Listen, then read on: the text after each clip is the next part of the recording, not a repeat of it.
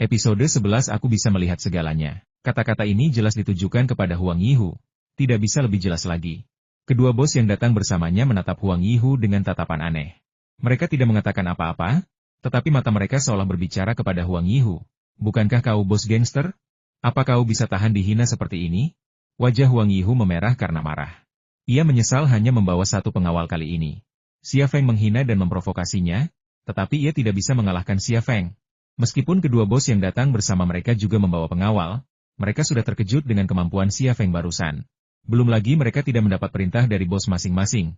Sekalipun bos mereka yang memberi perintah, mereka tidak akan berani menantang Xia Feng. Suasana menjadi membosankan dan tegang. Huang Yihu meraih pinggangnya. Tatapan Xia Feng jatuh ke pinggang Huang Yihu. Mata kirinya sedikit berkedut, lalu ia melihat pistol hitam. Jantungnya tiba-tiba menegang, dan pikirannya langsung memikirkan tindakan balasan. Tatapannya beralih ke Liulan, siap menerjang begitu Huang Yihu menarik pistolnya, mendorong Liulan ke arahnya, lalu memanfaatkan kesempatan itu untuk menjatuhkan pistol Huang Yihu. Ini berisiko, tetapi ini cara terbaik. Pada saat kritis ini, Liulan tiba-tiba meraih tangan Huang Yihu dan membisikkan sesuatu di telinganya. Mata Xia Feng tertuju pada bibir Liulan, dan dia menafsirkan kata-katanya dengan membaca bibir. Ahu, anak ini sengaja memprovokasimu. Dia punya seseorang yang melindunginya. Sekalipun kau mengeluarkan pistol dan membunuhnya, kita akan tamat jika kau menembak dan membunuh seseorang di siang bolong. Dia anak yang malang, tidak perlu berkelahi dengannya. Ada banyak kesempatan untuk menghadapinya. Begitulah yang dikatakan Liulan kepada Huang Yihu. Huang Yihu menurunkan tangannya. Ia menatap Xia Feng dan berkata dengan kejam, "Wah, kau tahu siapa aku?" Saraf Xia Feng yang tegang mengendur, dan ia menjawab dengan tajam, "Huang Yihu, aku akan tetap mengenalimu bahkan jika kau telah menjadi abu. Aku tegaskan ini hari ini cepat atau lambat, aku akan membuatmu membayar nyawa temanku." Hahaha. Huang Yihu tertawa. "Hanya kamu? Apa kamu pantas?" Xia Feng mencibir, "Kamu akan segera tahu apakah itu layak atau tidak." Huang Yihu menunjuk Xia Feng dan berkata, "Baiklah, kalau kau berani, gunakan saja trik apapun yang kau punya. Aku akan menerima semuanya. Aku ingin melihat siapa yang tertawa terakhir." Liulan tetap tenang sepanjang waktu, dan pikirannya juga sangat teliti. Ia bertanya dengan ragu, "Tuan Xia, saya tidak menyangka kita akan bertemu secepat ini. Saya ingin bertanya, apa yang Anda lakukan di sini?" Xia Feng berkata, "Saya di sini untuk melihat tanah." "Kau datang untuk melihat tanah itu?" Liulan menatap Xia Feng dengan heran. Bukan hanya dia, Huang Yihu dan dua bos yang datang bersamanya juga sangat terkejut. Seorang anak miskin, yang akhirnya lepas dari kemiskinan dan baru memulai karirnya, benar-benar datang untuk melihat sebidang tanah senilai ratusan juta? Hal seperti itu, belum lagi para taipan lokal yang hadir. Bahkan anak SD dengan sedikit akal sehat pun tak akan percaya. Kesombongan ini, bukankah terlalu konyol? Huang Yihu benar-benar tertawa terbahak-bahak. Kedua bos yang menyertainya juga tertawa, begitu pula para pengawal mereka. Tawa mereka dipenuhi ejekan dan penghinaan. Setelah mereka semua tertawa puas, Xia Feng angkat bicara. "Kenapa? Cuma kamu yang boleh datang dan melihat tanahnya, tapi aku tidak." Ia menatap Liang Xiao dan berkata, "Xiao, aku ingat tanah ini belum dilelang, kan?"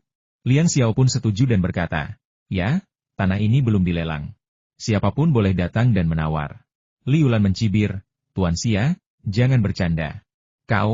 Kurasa kau bahkan tidak mampu membayar depositnya." Xia Feng berpura-pura terkejut. "Apakah saya perlu membayar deposit untuk menawar tanah pemerintah?" Hahaha. Kali ini, bahkan Liulan, anggota kelompok Huang Yihu yang paling tenang dan waspada, mulai tertawa. Bos yang bermarga Yao berkata, "Apakah anak ini menjadi gila karena kemiskinan?" Bos bermarga Wang itu berkata, "Dia mungkin gila karena bangkrut. Tanah ini begitu bagus, pasti bernilai ratusan juta." Apa dia terlihat seperti bernilai ratusan juta? Mobil domestik di pinggir jalan itu mungkin miliknya. Dia mengendarai mobil domestik murah seharga ratusan ribu yuan, dan berani menawar tanah senilai ratusan juta? Omong kosong. Liulan berkata, "Wah, kau dengar itu? Tidak ada yang percaya padamu. Tadi dia masih sopan dan memanggilnya Tuan Xia. Tapi sekarang dia sudah kehilangan sopan santun dan hanya memanggilnya anak kecil." Xia Feng tersenyum. "Bernilai ratusan juta? Kurasa hanya 1 atau 2 juta. Kalian perlu menghabiskan ratusan juta untuk membeli tanah ini, tapi aku bisa mendapatkannya dengan 1 atau 2 juta. Huang Yihu dan yang lainnya tertawa lagi, dan suasana tegang sebelumnya menghilang tanpa alasan. Bagi mereka, Xia Feng tampak seperti dewa khusus yang dikirim untuk mementaskan sandiwara, untuk membuat orang tertawa. Tidak percaya? Xia Feng menatap Huang Yihu, tatapannya berubah dingin. "Huang Yihu, sudah kubilang, Lupakan saja sebidang tanah ini. Aku akan menggunakannya untuk membangun pabrik. Huang Yihu mendengus dingin. Nak, jangan pikir kau bisa menyelesaikan ini hanya karena kau punya dua teman. Tidak ada orang lain yang bisa mendapatkan sebidang tanah ini selain aku, Huang Yihu. Aku tidak takut memberitahumu, tidak ada lelang untuk tanah ini. Kalaupun ada, aku, Huang Yihu, akan menjadi satu-satunya yang menawar. Xia Feng berkata, bagaimana kalau kita bertaruh? Kalau kau bisa mendapatkan sebidang tanah ini, aku akan berlutut dan bersujud 3 kali kepadamu. Kalau aku mendapatkannya, kau harus berlutut di depan makam temanku dan bersujud 3 kali. Oke, aku akan bertaruh denganmu. Huang Yihu menyetujui taruhan itu. Kata-kata saja tidak cukup. Mari kita buat perjanjian tertulis, kata Xia Feng. Tidak apa-apa kalau aku mau berkomentar, tapi aku harus menambahkan satu hal lagi. Huang Yihu berkata, kalau aku mendapatkan sebidang tanah ini, kau harus bersujud di hadapan Nona Gu. Xia Feng berkata, baiklah, saya setuju. Xia Feng mengerti alasan Huang Yihu mengungkit Gu Kewen saat ini. Ada 3 alasan. Pertama, agar Bos You dan Bos Wang tahu dukungannya, memberi mereka ketenangan pikiran. Kedua, untuk mengintimidasinya, agar dia mengerti siapa yang sedang dimusuhinya. Terakhir, untuk menjilat Gu Kewen. Jika Huang Yihu berlutut di hadapan Gu Kewen, yang sebelumnya kehilangan muka di hadapannya, akan senang. Tanpa ketiga keuntungan ini, akankah Huang Yihu bertaruh dengan Xia Feng? Tentu saja tidak. Bos Yo mengeluarkan pena dan kertas dari tas kerjanya. Xia Feng menulis 2 taruhan yang identik dan menandatangani namanya. Huang Yihu juga menandatangani taruhan dan melemparkan 1 salinan ke Xia Feng. Xia Feng mengesampingkan taruhannya dan berkata, aku akan membuatmu memenuhi janjimu. Huang Yihu tersenyum sinis. Wah, lelang tanah ini akan dimulai seminggu lagi. Pertama, kau harus mengumpulkan uang muka 50 juta yuan sebelum kau datang untuk membicarakan pemenuhan taruhannya. Aku akan memilih tempat yang ramai dan menunggumu berlutut dan bersujud kepadaku. Kita lihat saja nanti, kata Xia Feng, lalu membawa Liang Xiao pergi dari plot 13. Huang Yihu memperhatikan Xia Feng dan Liang Xiao berjalan menuju tembok besar H6 yang terparkir di pinggir jalan dan meludah ke tanah dengan marah. Sialan, aku benar-benar ingin menembaknya tadi. Suamiku, kenapa kamu masih marah? Kamu sekarang pengusaha yang sah. Biarkan saja bawahanmu yang berkelahi dan membunuh. Kenapa kamu harus melakukannya sendiri? Kata Li Yulan. Pasangan itu berbicara pelan, tetapi mereka berbicara dengan sengaja agar didengar oleh para bos yang bermarga You dan Wang. Lupakan saja, jangan biarkan bocah itu memengaruhi suasana hati kita. Huang Yihu mengganti topik, Tuan You, Tuan Wang, mari kita bicara tentang kerjasama. Berapa banyak uang yang Anda rencanakan untuk diinvestasikan? Kelompok itu berjalan dan berbincang. Tetapi hanya Liulan yang menoleh ke arah Xia Feng dan Liang Xiao. Ada sedikit kekhawatiran di matanya. Setelah masuk ke mobil, Liang Xiao angkat bicara. Feng Zi, kenapa kau bertaruh begitu dengan Huang Yihu? Banyak pengembang yang mengincar tanah ini. Apa kau tidak dengar kalau deposit untuk ikut lelang saja 50 juta? Bagaimana kalau kedua temanmu tidak bisa membantumu mendapatkan tanah ini? Apa kau benar-benar akan berlutut dan bersujud di hadapan Huang Yihu? Xia Feng tersenyum dan berkata, kamu terlalu memikirkannya. Apakah aku terlalu memikirkannya? Liang Xiao menatap Xia Feng dengan bingung. Xia Feng berkata, orang-orang seperti Huang Yihu sama sekali tidak punya kredibilitas. Bahkan jika dia kalah, dia tidak akan menepati taruhan yang kubuat dengannya. Kau tahu dia akan curang bahkan jika kau menang, jadi kenapa kau masih bertaruh dengannya? Liang Xiao semakin bingung. Xia Feng tertawa dan berkata, aku juga. Kalau aku kalah, aku tidak akan menghormati taruhannya. Liang Xiao mengangkat bahu dan berkata sambil tersenyum kecut, aku benar-benar bingung denganmu. Karena kalian berdua tidak akan menghargai taruhannya, apa gunanya bertaruh? Xia Feng berkata, yang aku inginkan adalah taruhan yang ditandatangani oleh Huang Yihu. Itu cuma selembar kertas bekas. Kamu mau apa? Nanti juga kau tahu. Lagi pula, aku bertaruh dengannya bukan karena bosan. Dia harus membayar harganya nanti, dimulai dengan taruhan ini. Mulut Xia Feng melengkung membentuk senyum misterius. Lupakan saja. Aku tidak ingin tahu lagi tentang kekacauan ini. Aku datang ke sini hari ini untuk membujukmu agar berhenti berkarier dan belajar Wing Chun dari ayahku. Sekarang sepertinya aku tidak perlu membahas ini. Liang Xiao tampak sedikit kecewa. Xia Fei menyalakan mesin dan perlahan memacu mobilnya ke jalan masuk, sambil berkata, keren banget, ya? Aku akan ke Sasana Tinju kalau ada waktu luang. Aku bisa melanjutkan karierku, dan aku juga bisa belajar Wing Chun dengan baik. Liang Xiao berkata kamu baru belajar dasar-dasarnya.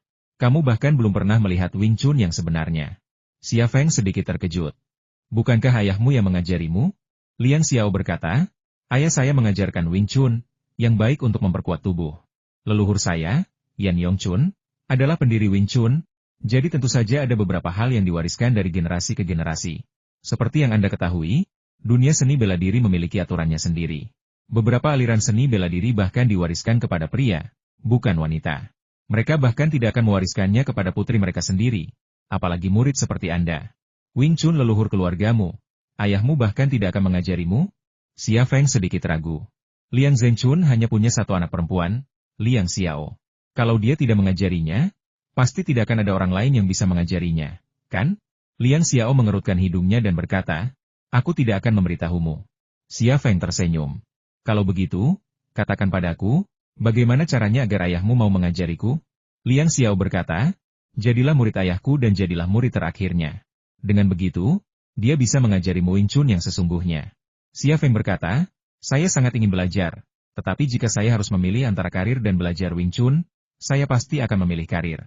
Saya memiliki beberapa pekerja yang bergantung pada saya untuk penghidupan mereka, dan saya tidak bisa meninggalkan mereka.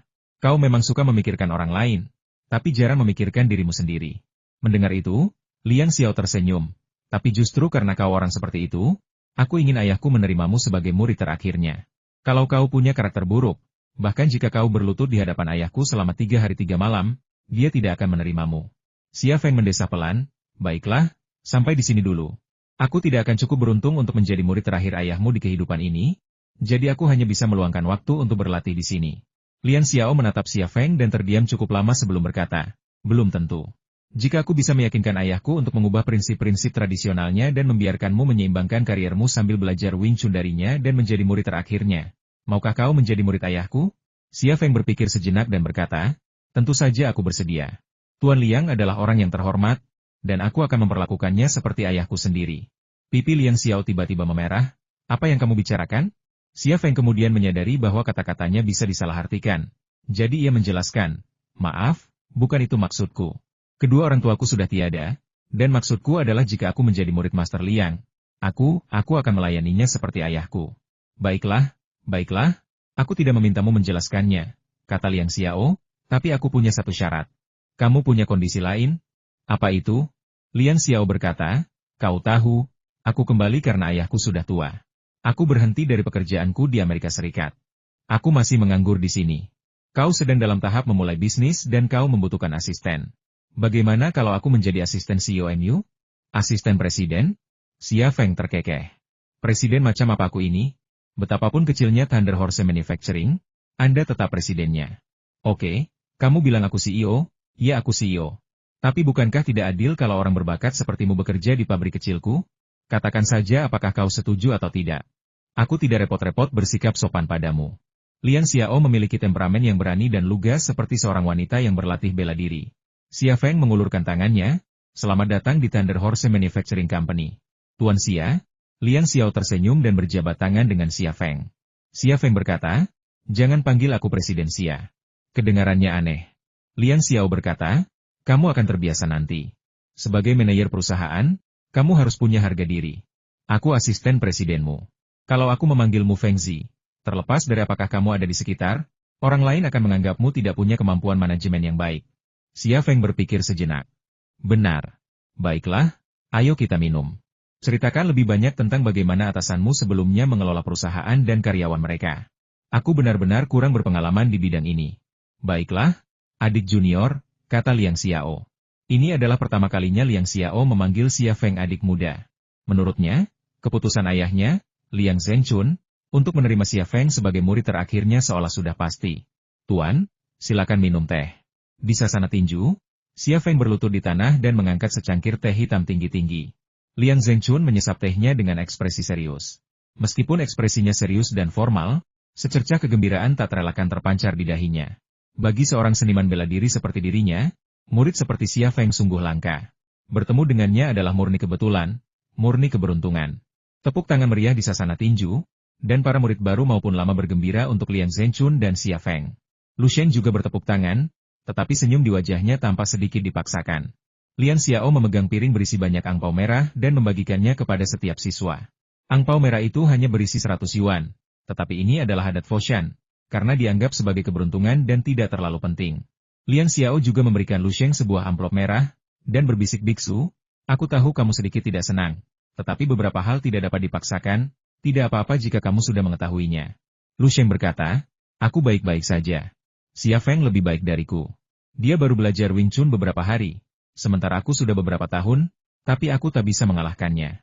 Dialah orang yang paling cocok untuk mewarisi warisan Master Lei.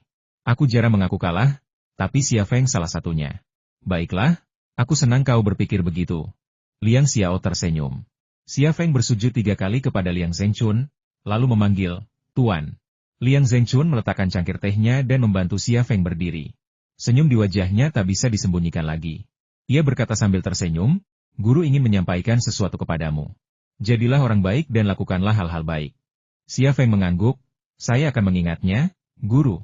Liang Zhengchun menepuk bahu Xia Feng dan berkata, begitu kau masuk ke perguruan Wing Chunku, kau akan menjadi bagian dari perguruan Wing Chunku. Jika kau menggunakan apa yang kuajari untuk berbuat jahat dan menyakiti orang lain, aku tidak akan memaafkanmu. Xia Feng mengangguk lagi, berpikir dalam hati, Tuan biasanya tidak bertele-tele seperti ini. Kenapa beliau bertele-tele sekali hari ini? Liang Zhengchun mendekatkan diri ke telinga Xia Feng lagi dan merendahkan suaranya. Xiao bilang dia bekerja di perusahaanmu. Benarkah? Xia Feng terus mengangguk. Ya, itu benar. Liang Zhengchun terdiam selama 2 detik sebelum berkata, jaga dia baik-baik. Kalau ada pria tak bermoral yang mendekatinya dan berniat merayunya, kau harus menghajarnya. Xia Feng berhenti sebentar, lalu mengangguk. Kebanyakan pria yang membesarkan anak perempuan seperti ini, takut anak perempuan mereka akan ditipu oleh pria jahat. Tidak mengherankan jika Liang Zhengchun memiliki pemikiran seperti itu. Liang Xiao datang setelah mengirimkan angpau. Apa yang kalian bicarakan? Liang Zhengchun berbisik, jangan beritahu dia. Xia Feng juga waspada dan berkata, guru sedang mengajariku kungfu. Liang Xiao tersenyum, kalian sungguh hebat, masih banyak hari yang akan datang. Ayo kita makan hotpot malam ini, bagaimana menurutmu? Sebelum Xia Feng sempat berkata ya, Lu Sheng berkata dengan lantang, baiklah, hari ini adalah hari baik untuk adik Xia Feng.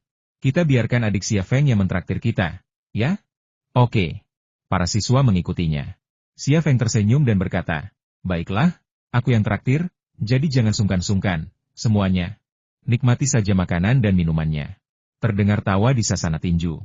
Setelah makan hotpot, Xia Feng minum banyak alkohol dan tidak bisa mengemudi. Liang Xiao mengantarnya ke komunitas. Kamu tinggal di lantai berapa? Liang Xiao membantu Xia Feng keluar dari mobil dan tidak tahu harus kemana di kompleks perumahan dengan begitu banyak bangunan. Xia Feng menunjuk ke arah tangga di seberang bagian depan mobil dan berkata samar-samar, lantai 6. Dia memang mabuk dan bahkan tidak tahu di lantai berapa rumahnya. Aku akan membantumu pulang. Liang Xiao membantu Xia Feng dan berjalan menuju tangga. Saat mendekati tangga, Liu melihat seorang wanita di balkon lantai 1, sedang mengunyah semangka, menatapnya dan Xia Feng dengan tatapan aneh. Ia berpikir, wanita ini aneh sekali. Apa dia tidak tahu kalau tidak sopan melihat orang seperti itu? Namun saat ia tengah memikirkan hal itu, wanita yang sedang memakan semangka itu tiba-tiba membuang semangka itu, berbalik dan masuk ke dalam rumah. Liang Xiao dan Xia Feng baru saja memasuki tangga ketika wanita yang sedang mengunyah semangka tiba-tiba membuka pintu dan keluar. Ia tersenyum ke arahnya dan Xia Feng. Ia berdiri di tengah tangga, tidak menunjukkan niat untuk mengalah. Nona, silakan minggir, kata Liang Xiao sopan. Ia tidak tahu wanita ini adalah Jiang Rui, dan ia tidak tahu tentang hubungan yang tidak jelas antara dirinya dan Xia Feng. Oh, bukankah ini Fengzi kita? Jiang Rui berkata, berpura-pura bertemu dengannya secara kebetulan di tangga. Fengzi milikmu? Liang Xiao bertanya dengan rasa ingin tahu. Siapa kamu? Bukankah dia bercerita tentangku? Tidak, kata Liang Xiao. Jiang Rui melangkah maju dan menepuk kepala Xia Feng pelan. Kau pemabuk. Kau punya teman baru dan bahkan tidak memberitahuku. Siapa yang memukulku? Gumam Xia Feng, lalu menutup matanya lagi. Liang Xiao berpikir, mungkinkah wanita ini pacar Fengzi? Jiang Rui menambahkan, maafkan aku karena Fengzi kami telah merepotkanmu. Serahkan saja padaku, aku akan mengurusnya. Liang Xiao agak ragu. Meskipun ia curiga wanita ini adalah pacar Xia Feng, itu hanya tebakan. Ia tidak yakin menyerahkan Xia Feng kepada wanita asing. Jiang Rui, di sisi lain, langsung memegang lengan Xia Feng yang lain dan bergumam, kau tidak tahu, kalau Fengzi kita mabuk, dia akan bertingkah gila, muntah-muntah, bahkan sampai melepas semua pakaiannya dan berguling-guling di tanah. Sungguh menakutkan. Ini, Liang Xiao jelas tidak menyangka situasi ini. Ia benar-benar tidak bisa membayangkan Xia Feng melepas semua pakaiannya dan berguling-guling di karpet, tetapi ia tetap tidak melepaskannya. Jiang Rui menariknya, dan mendapati Liang Xiao tidak berniat melepaskannya. Ia tiba-tiba mengeluarkan sebuah sertifikat, membukanya, dan menyerahkannya kepada Liang Xiao. Lihat, aku seorang polisi.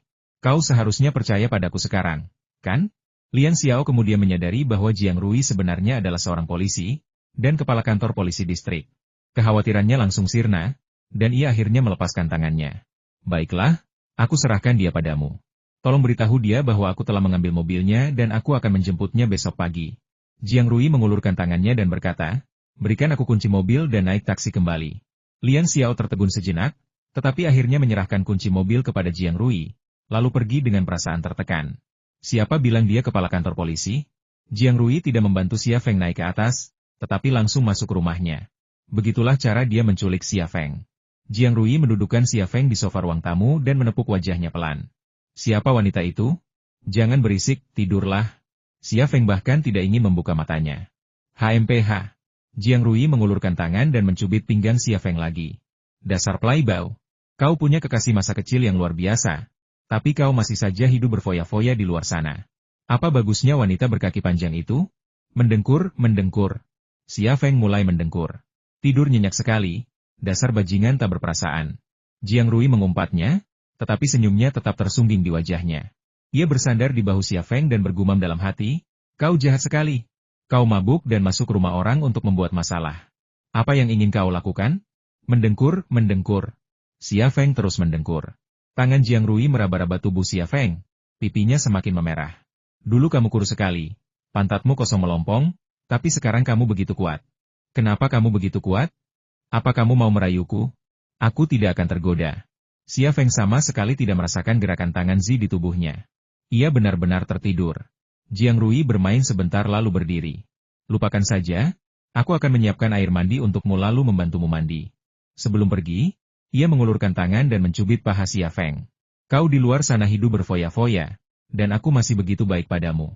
Apa aku berhutang budi padamu dari masa laluku? Xia Feng menggumamkan sesuatu, tetapi bahkan dia tidak dapat mendengarnya dengan jelas. Jiang Rui terkekeh, lalu berbalik dan pergi ke kamar mandi.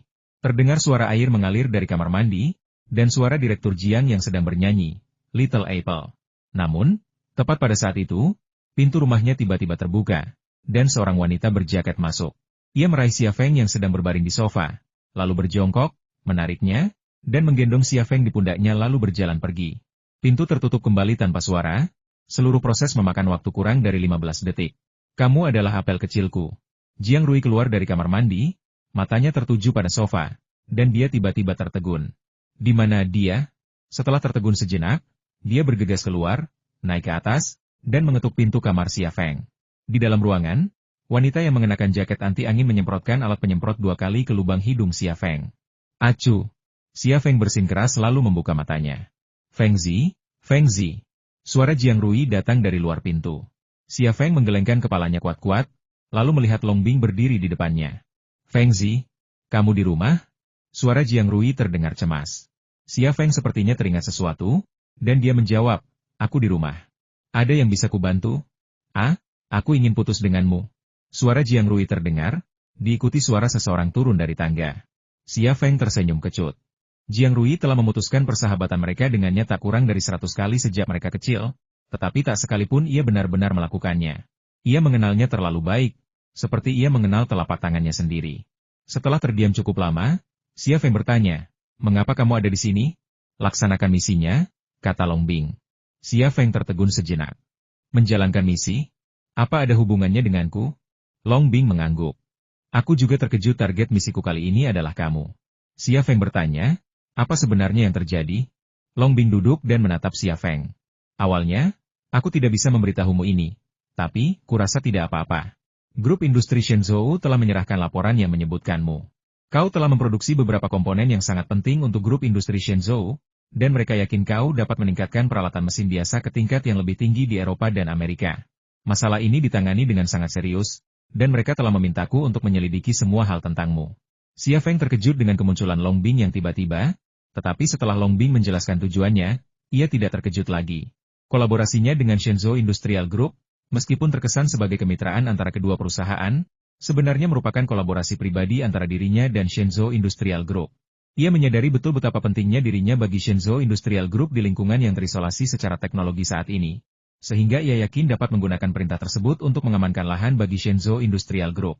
Namun, setiap hal memiliki kelebihan dan kekurangannya masing-masing. Meskipun ia dapat menggunakan kemampuannya untuk mendapatkan keuntungan dari grup industri Shenzhou, hal itu juga menarik perhatian beberapa orang. Jadi, tidak mengherankan jika Long Bing datang ke sini untuk menyelidikinya. Xia Feng mengangkat bahu. Aku tepat di depanmu. Bagaimana kau ingin menyelidikiku? Dari mana kau mulai? Selamat malam, kata Long Bing, lalu berdiri dan berjalan menuju pintu. Halo? Xia Feng berdiri. Kau pergi begitu saja? Long Bing membuka pintu, Long Bing menutup pintu. Xia Feng menatap pintu yang tertutup dan tidak bergerak selama beberapa menit. Mengapa dia selalu begitu misterius? Siapa yang ingin menyelidikinya? Dan bagaimana Long Bing akan menyelidikinya? Xia Feng tidak bisa memahami kedua hal ini, tetapi ia sama sekali tidak khawatir. Ia percaya bahwa kemampuannya tersembunyi di matanya, mustahil dideteksi orang lain. Dan karena ia sendiri tidak tahu mengapa kemampuan misterius itu muncul, bagaimana Long Bing bisa mulai menyelidikinya? Keesokan paginya, Xia Feng menelepon Long Bing, tetapi telepon Long Bing mati dan panggilannya tersambung. Ia sudah terbiasa dengan situasi ini dan tidak terlalu memikirkannya. Ia pun sarapan dan pergi. Ia baru saja melangkah 2 langkah keluar dari koridor ketika sepotong kulit semangka melesat tepat ke kepalanya. Mendengar suara angin, ia segera berjongkok, dan kulit semangka melesat melewati kepalanya.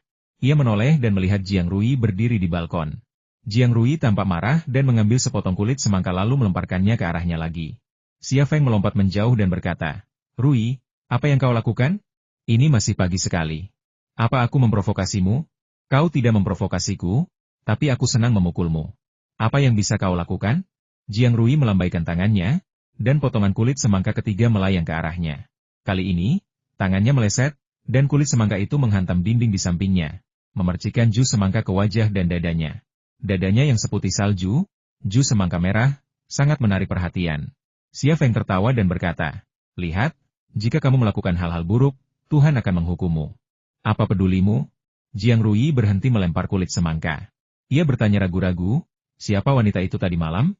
Xia Feng berkata, namanya Liang Xiao, putri majikanku dan asistenku. Tuanmu? Xia Feng memberi isyarat Wing Chun meminta petunjuk arah dan berkata sambil tersenyum. Kamu mungkin tidak tahu, tapi aku sedang belajar Wing Chun. Guruku adalah keturunan langsung Yim Wing Chun, bernama Liang Zhengchun. Pamer. Jiang Rui mengerucutkan bibirnya. Wanita itu putri majikanmu, kakak perempuanmu, kan? Bagaimana dia bisa menjadi asistenmu? Dia mahasiswa bisnis terbaik di Amerika Serikat. Saya beruntung dia bersedia membantu saya memulai bisnis, kata Xia Feng. Jiang Rui tiba-tiba mengangkat kakinya, mengambil sandal yang telah dilepasnya, lalu melemparkannya ke Xia Feng dengan lambaian tangannya. Xia Feng buru-buru menghindar. Kamu kejang? Kenapa kamu memukulku lagi? Jiang Rui memarahi, mencari asisten yang begitu muda dan cantik. Sekilas aku bisa tahu kau punya niat buruk. Kau benar-benar tak tahu malu. Jangan beritahu siapapun kalau kau mengenalku lagi. Xia Feng, Jiang Rui tiba-tiba teringat sesuatu. Oh, ya sudah, aku putus denganmu. Aku tidak mau bicara denganmu. Pergi sana. Xia Feng mengangkat bahu tanpa berkata apa-apa dan berbalik berjalan menuju Great Wall H6 miliknya. Hei, kata Jiang Rui dengan galak, kembalikan sandalku. Bukankah kau menolak bicara denganku? Dan kau memintaku memberimu sandal itu? Sambil berkata begitu, Xia Feng tetap mengambil sandal Jiang Rui dan melemparkannya kembali padanya. Jiang Rui mengenakan sandalnya dan berkata dengan marah, aku akan memberitahu Xiao Sui. Kamu sudah menjadi jahat. Xia Feng tersenyum pahit dan berbalik untuk berjalan menuju mobilnya. Bawakan aku makanan saat kau pulang nanti malam. Kulkasku kosong. Beli daging sapi, daging kambing, anggur merah, dan sebagainya. Kau bisa bayar dulu. Suara Jiang Rui terdengar dari belakang. Xia Feng, ini adalah perpisahan Jiang Rui dengan teman-temannya. Gaya ini telah berubah dalam 20 tahun terakhir. Ketika Xia Feng berkendara ke studio Feng Ma, Liang Xiao sudah mengobrol dengan Yao Xiaohong dan yang lainnya di studio. Bos Feng, Anda mempekerjakan asisten secantik itu tanpa memberitahu kami kapan. Benarkah? Chen Ajiao melihat Xia Feng lebih dulu dan mulai mengkritiknya. Asisten yang mana? Panggil saja asistennya. Yao Xiaohong mengoreksi kesalahan Chen Ajiao, lalu menyapa dengan manis, Saudara Feng Zi, selamat pagi. Ketika Xia Feng datang ke sini, dia awalnya ingin memanggil Liang Xiao untuk datang dan memperkenalkannya kepada para karyawan studio Feng Ma. Tetapi dia tidak menyangka bahwa dia akan menemukan tempat ini dan mengobrol dengan para pekerja. Xia Feng tersenyum dan berkata, sepertinya aku tidak perlu memperkenalkan diriku lagi padamu. Liang Xiao berkata, Bos Xia, saya akan mulai bekerja hari ini, bagaimana menurutmu? Di depan para pekerja, ia memanggilnya Bos Xia. Dan ketika tidak ada orang di sekitarnya, ia memanggilnya adik junior atau Feng Zi. Ia jelas telah menjalani peran ganda sebagai kakak perempuan sekaligus asistennya. Xia Feng berkata, "Oke, tidak masalah. Kamu bisa menggunakan mejaku untuk saat ini." Ia tampak sedikit malu. "Aku hanya merasa sedikit kasihan padamu karena bekerja di sini. Ini bukan masalah dirugikan atau tidak," kata Liang Xiao sambil tersenyum. "Biar saya buatkan rencana untuk Anda dulu. Anda butuh rencana yang sistematis selama tahap pendirian perusahaan." "Oke, terima kasih." Xia Feng membutuhkan rencana seperti ini. Liang Xiao segera masuk ke mode kerja, jari-jarinya mengetik cepat di atas keyboard. 10 jari putihnya bagaikan sekawanan kupu-kupu yang berterbangan, menyilaukan mata. "Lihat, Nona Liang sangat hebat." Yao Xiaohong juga belajar komputer, tetapi ia menggunakan teknik mengetik satu jari, yang jauh lebih rendah daripada Liang Xiao. "Mungkinkah dia calon bos wanita?" tanya Chen Ajiao yang sedang menggambar di atas pelat baja. Yao Xiaohong berkata, "Saudari Gillian, tahukah Anda, jika Nona Liang dan saudara Feng Zi bersama, mereka pasti akan sangat cocok." Chen Ajiao menghampiri dan berbisik, "Xiaohong, kamu dan Bos Feng pasangan yang serasi. Bokongmu besar dan berisi, jadi kamu pasti bisa punya anak laki-laki." Wajah Yao Xiaohong langsung memerah. Ia memukul Chen Ajiao dan berkata, "Kak Ajiao, kalau kau terus bicara omong kosong, aku akan mengabaikanmu." Chen Ajiao menghela napas, "Oh, seandainya Xiaoan masih di sini, dia pasti akan menyukai Nona Liang yang baru. Dia pria tidak sopan, aku tahu." Ekspresi wajah Yao Xiaohong tiba-tiba menjadi gelap, dan sedikit rasa malu di hatinya terkubur oleh kesedihan dalam sekejap mata. Xia Feng juga sedih karenanya, tetapi ia segera pulih. Ia ingin membuat komponen untuk grup industri Shenzhou, tetapi ia ingat bahwa grup industri Shenzhou belum mengirimkan bahan baku, jadi ia tidak bisa mulai bekerja meskipun ia ingin. "Aku tidak tahu kapan Shenzhou Industrial Group akan mengirimkan bahan baku. Haruskah aku menelepon Yao Wei atau Jiangxin untuk bertanya? Aku juga bisa mencari tahu pendapat mereka dan bertanya tentang tanah itu. Lupakan saja, kalau aku menelepon mereka sekarang, mereka akan berpikir aku tidak bisa hidup tanpa mereka. Aku harus bersabar dan membiarkan mereka memohon padaku." Xia Feng berpikir dalam hati. Dengan semakin dekatnya pembangunan Thunder Horse Manufacturing, lahan menjadi masalah pertama yang harus diselesaikan. Masalah kedua adalah kepegawaian. Pabrik baru jelas tidak dapat dibangun hanya dengan Chen Ajiao dan Wang Youfu. Namun, ia tidak memiliki solusi yang layak untuk kedua masalah pelik ini, dan memikirkannya saja sudah membuatnya pusing. Segala sesuatu memang sulit di awal. Bahkan mendirikan warung kaki lima pun beragam kesulitannya, apalagi memulai perusahaan. Xia Feng berjalan di belakang Liang Xiao dan mengawasinya mengetik rencana. Liang Xiao menyadari ada seseorang di belakangnya. Ia berbalik dan melirik Xia Feng, lalu berkata, "Mari kita kesampingkan dulu masalah tanah ini. Kita tidak bisa berbuat apa-apa, bahkan jika kita mau. Tapi kita tidak bisa hanya duduk diam dan menunggu. Kita harus melakukan hal lain. Merekrut pekerja atau memesan peralatan? Menurutmu mana yang harus kita lakukan lebih dulu?" Xia Feng berpikir sejenak, "Kurasa, kita harus mulai dengan merekrut karyawan. Bakat adalah fondasi bisnis. Tanpa manusia, tidak ada yang bisa dicapai." Liang Xiao tersenyum dan berkata, "Kau benar berpikir begitu. Aku juga berpikir begitu. Aku akan menyusun pengumuman rekrutmen dan mengirimkannya." "Kemana harus dikirim?" tanya Xia Feng penasaran. "Sekolah teknik dan Universitas Politeknik," kata Liang Xiao. "Di sekolah teknik, kami dapat merekrut tenaga terampil di tingkat akar rumput. Sementara di Universitas Politeknik, kami dapat merekrut talenta yang lebih unggul. Mereka dapat meningkatkan daya saing kami di pasar dan bahkan merancang produk kami sendiri." Xia Feng tersenyum dan berkata, "Jadi kamu sudah merencanakan segalanya?" Liang Xiao berkata, "Tentu saja. Setelah mengantarmu pulang tadi malam, aku pulang dan membereskan situasi perusahaan kita saat ini." Ngomong-ngomong, wanita yang tadi malam, Xia Feng sudah tahu bahwa dia sedang berbicara tentang Jiang Rui. "Lupakan saja, aku tidak ingin membahas pria kasar itu lagi." Liang Xiao mengembalikan topik ke pekerjaan. Situasi ketenaga kerjaan lulusan perguruan tinggi saat ini tidak ideal, yang juga memudahkan kita merekrut tenaga kerja. Namun, meskipun begitu, kita tetap perlu merumuskan beberapa manfaat untuk menarik bakat, agar kita dapat merekrut bakat-bakat yang luar biasa. Xia Feng berkata, "Lihat saja dan lakukan saja. Kau lebih hebat dariku." "Baiklah, kalau begitu aku akan bertanggung jawab merekrut pekerja, dan kamu akan bertanggung jawab atas lahan dan pembangunan pabrik. Bagaimana menurutmu?" tanya Liang Xiao. Xia Feng mengangguk, "Ayo kita lakukan ini." Liang Xiao menoleh lagi dan mengetik deskripsi pekerjaan di keyboard. Melihat Liang Xiao bekerja dengan tekun, Xia Feng merasa lega. Ia tahu betul, jika Liang Zhengchun tidak menganggapnya sebagai seniman bela diri yang menjanjikan, Seseorang yang mampu mengembangkan seni Wing Chun yang sesungguhnya, dan menerimanya sebagai murid terakhirnya, akankah Liang Xiao, seorang mantan murid yang sangat terampil dan kembali ke luar negeri, mau bekerja di perusahaannya yang hampir kosong? Rasanya seperti mimpi. Pada saat itu, sebuah sedan hongki berhenti di pinggir jalan, dan dua pria keluar. Salah satunya adalah Jiang Xin, dan yang lainnya adalah seorang pria tua, seorang asing. Pria itu berusia hampir 60 tahun, berambut abu-abu dan berwajah tirus. Matanya cerah dan sikapnya elegan. Setelah Jiang Xin dan lelaki tua itu turun dari mobil, sebuah truk kontainer kecil juga berhenti di pinggir jalan. Kemungkinan besar mereka sedang mengirimkan bahan baku. Xia Feng mendapat ide dan pergi menemui mereka. Tuan Feng, Jiang Xin menyapanya sambil tersenyum dari kejauhan. Saya ingin menelepon Anda sebelum datang ke sini, tetapi Tuan MU tidak mengizinkan, jadi kami langsung datang ke sini. Meskipun tidak tahu identitas Tuan MU, Xia Feng bisa menebak bahwa pria itu tidak sederhana. Ia menyapa dengan sopan, "Halo, Tuan MU." Kemudian, ia berinisiatif mengulurkan tangan untuk berjabat tangan dengan Tuan MU. Saat MU Lau dan Xia Feng berjabat tangan, Jiang Xin memperkenalkan mereka, "Ini MU Jian Feng, mantan pemimpin grup industri Shenzhou kami." Ia kemudian menambahkan, "MU Lau, ini Tuan Xia Feng, yang tadi saya bicarakan." Dengan cara ini, Xia Feng dan MU Jian Feng saling mengenal. MU Jian Feng menatap Xia Feng dengan saksama, lalu mengalihkan pandangannya ke studio Feng Ma kecil di belakang Xia Feng. Setelah beberapa saat, ia berkata, "Wah, kamu cuma punya studio di jalan, dan kamu berani menantang kami, Shenzhou Industrial Group, untuk membeli tanah untukmu membangun pabrik?" Xia Feng tertegun sejenak, tanpa agak malu. Ia sangat ingin menebak apa yang sedang dipikirkan MU Jian Feng saat ini, tetapi wajah MU Jian Feng tanpa ekspresi, seorang veteran sejati, dan ia tidak tahu apa-apa. Tepat ketika Xia Feng merasa canggung, MU Jian Feng tersenyum dan berkata, "Namun, terlepas dari kemampuanmu, aku harus mengacungkan jempol atas keberanianmu dalam mengancam grup industri Shenzhou kita. Bagus sekali, nak, kau berbakat dan punya masa depan cerah." Xia Feng akhirnya menghela napas lega.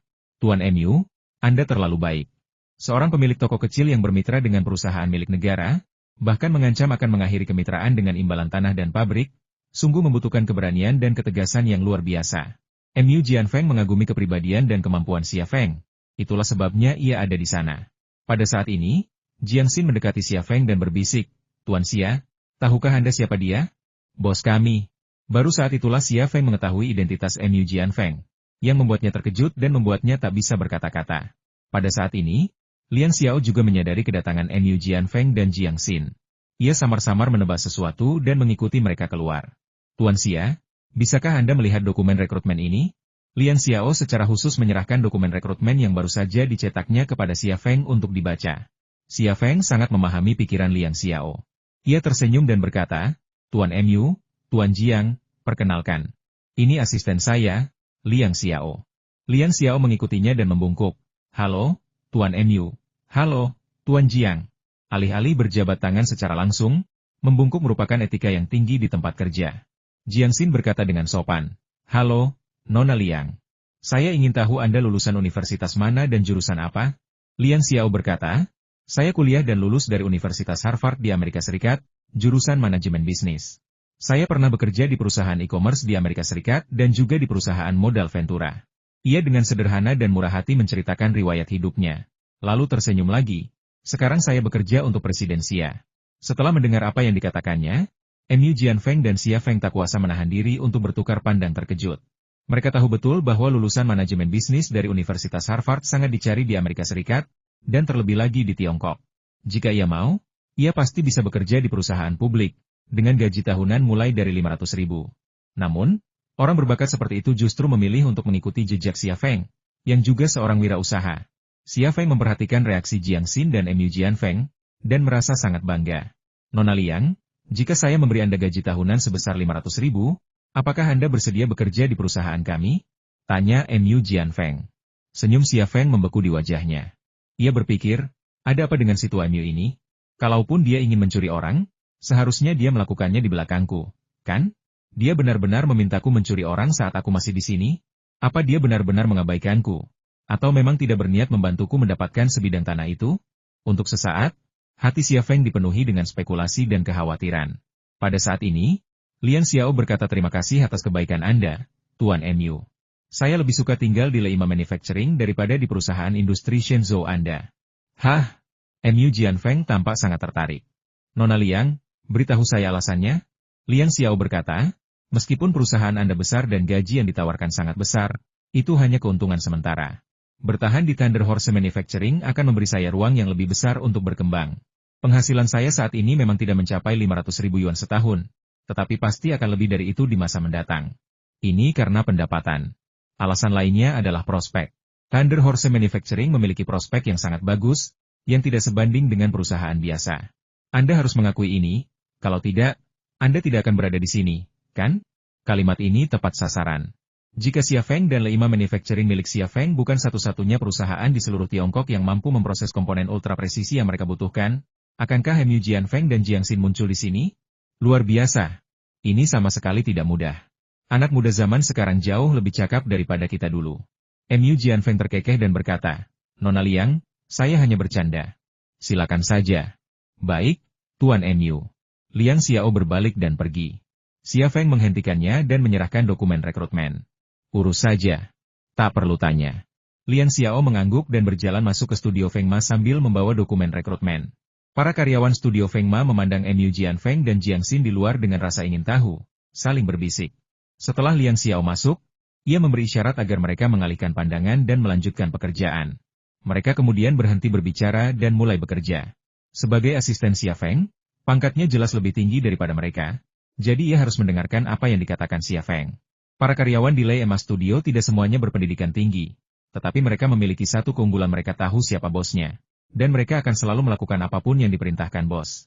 MU Jianfeng berkata kepada Jiangxin, Xiao Jiang, suruh para pekerja menurunkan bahan baku lalu bantu memindahkannya ke studio. Studio Tuan Xia kekurangan staf, jadi kita tidak membutuhkan orangnya. Baiklah. Jiangxin pergi untuk mengatur segalanya. MU Jianfeng berkata kepada Xiafeng lagi, Tuan Xia, silakan berjalan bersamaku.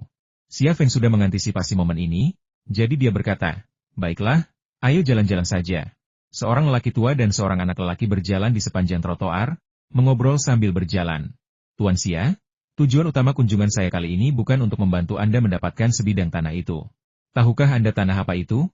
Setelah mengobrol sebentar, MU Jianfeng mengalihkan topik ke bisnis. Xiafeng berkata, saya mungkin bisa menebaknya.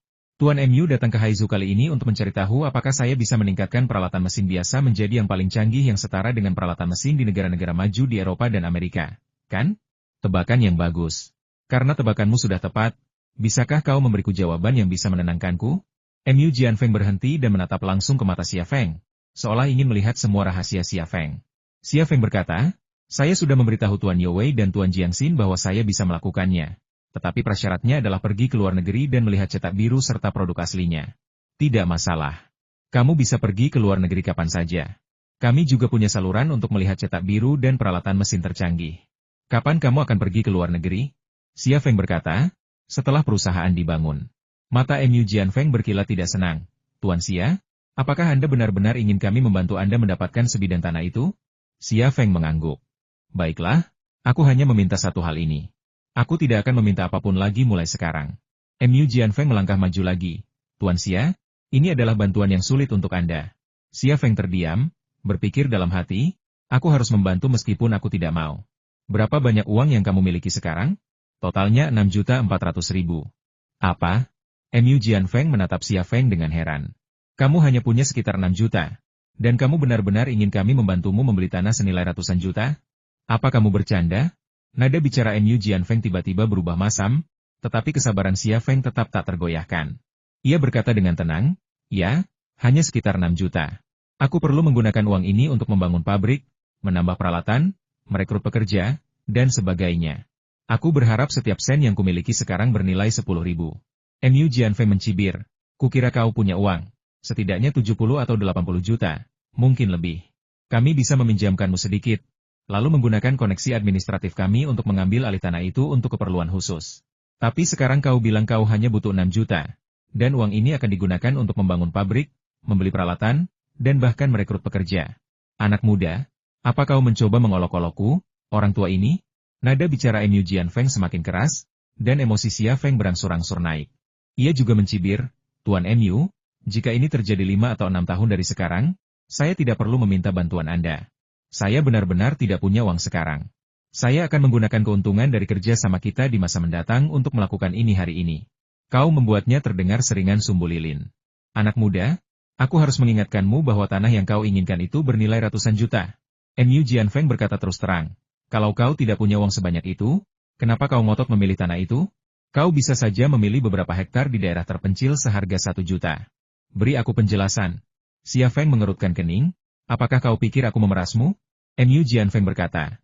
Jika kamu tidak punya penjelasan yang lebih masuk akal, aku akan memahaminya dengan cara ini. Xia Feng mendengus dingin. Jika itu benar-benar yang kau pikirkan, maka kita tidak perlu melanjutkan pembicaraan. Apa maksudmu? Aku tidak bermaksud apa-apa. Aku akan menyelesaikan perintah yang kutandatangani dengan Tuan Yo Wei. Lalu kau bisa mencari orang lain. Mulai sekarang, aku tidak akan membuatkan satu sekrup pun untukmu. Dasar bocah Mu Jianfeng sangat marah hingga ia meniup jenggotnya. Belum pernah ada yang berani berbicara seperti itu padanya sebelumnya. Dan Xia Feng adalah yang pertama. Simpan saja uang dan koneksimu. Selamat tinggal, Tuan Mu. Setelah mengucapkan itu, Xia Feng berbalik dan pergi. Tunggu. Mu Jianfeng cemas dan meraih lengan Xia Feng. Xia Feng tidak berani melepaskan diri. Ia khawatir jika ia secara tidak sengaja menarik lelaki tua itu, pertunjukannya akan kelewat batas. Kenapa kamu pemarah sekali, nak? Mu Jianfeng memelototi Xia Feng dengan kesal. Aku hampir jadi kakekmu, dan kamu bahkan tidak tahan mendengar sepatah kata pun dariku? Xia Feng berkata, aku tidak mengatakan apa-apa. Hanya saja, Tuan Mu, memperlakukanku seperti pembohong. Bagaimana aku bisa bahagia? Saya rasa Anda tidak berani berbohong kepada Shenzhou Industrial Group. Saya rasa Anda juga tahu perusahaan macam apa itu, kata Mu Jianfeng. Xia Feng berkata, tentu saja aku tahu. Seperti Lockheed Martin di Amerika Serikat, memproduksi senjata perang untuk negara. Jadi, meskipun aku sudah bosan hidup, aku tidak akan sebodoh itu datang dan merampokmu, kan? Lagi pula, yang kurampok bukanlah uang, melainkan tanah. Bolehkah aku menjual tanah itu? Atau bahkan membawanya ke luar negeri? Ekspresi Mu Jianfeng sedikit melunak, tetapi ia tetap teguh. Tapi sebidang tanah itu memang bernilai ratusan juta. Perusahaan manufaktur Thunder Horse Anda membangun pabrik di sana. Perusahaan Anda tidak berharga, tetapi tanahnya berharga. Bahkan jika perusahaan keuangan datang untuk menilai aset Anda, tiba-tiba Anda akan bernilai ratusan juta. Apakah menurut Anda itu masuk akal? Tidakkah menurutmu itu tidak masuk akal? Itu tidak masuk akal. Mu Jianfeng menggelengkan kepalanya. Xia Feng berkata, biar ku beri analogi. Aku tidak berjualan air di samping perusahaan air, aku berjualan air di gurun. Kalian adalah pelangganku, berjalan di gurun. Eropa dan Amerika Serikat telah menerapkan blokade teknologi yang ketat, dan cadangan air kalian telah lama habis. Tepat ketika kalian sangat haus, kalian menemukanku, seorang penjual air. Katakan padaku, bisakah kau memberiku 1 yuan dan aku akan menjualkanmu air? Mu Jianfeng tertegun sejenak, lalu tiba-tiba tertawa terbahak-bahak. Bagus sekali, analogi yang sangat tepat. Kau memang penjual air di gurun. Itukah sebabnya kau begitu yakin bisa menipu kami? Xia Feng mengangkat bahu. Terserah kau mau bilang apa, curang atau pemerasan, aku tak peduli. Aku tak peduli apa pendapatmu tentangku.